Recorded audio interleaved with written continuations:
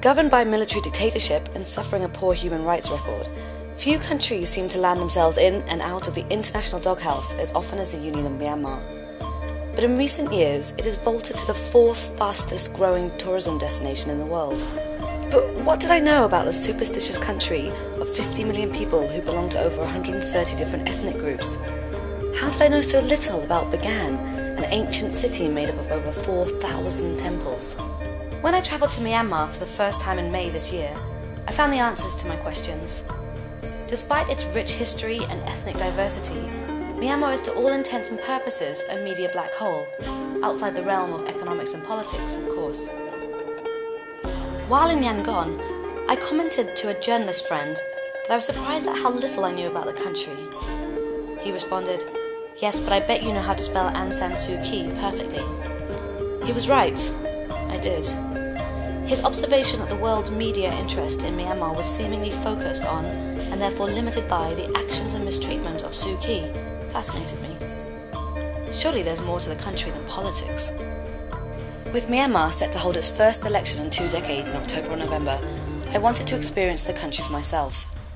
This is not a story about cronyism, corruption, forced labour or deadly government crackdowns on monk protests, but a story about how a 10-day journey through Myanmar opened up a whole country and people that I'd never experienced before and were not easily found in visual media outside the frame of politics and human rights. What I saw amazed me. It was the first time in years I felt truly in awe of a country.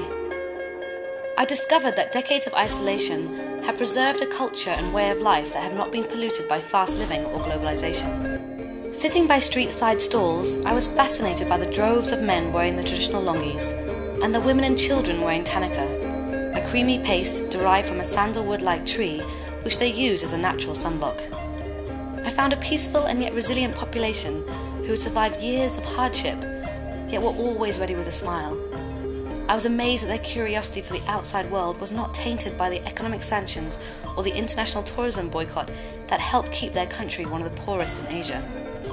I enjoyed being a part of their pop culture and witnessing youth breaking barriers placed on self-expression and individuality. The impetus for change, or merely riding its cusp, Myanmar's youth is learning to find its own voice as the country slowly opens itself up to the world. While 10 days were not enough for me to understand the intricacies of the country, and I suspect 10 years wouldn't be adequate either, it was just enough time for me to see the positive in a country so negatively portrayed in the international media. I could finally form my own opinion on Myanmar. Most importantly, I was reminded, it's about people, not politics.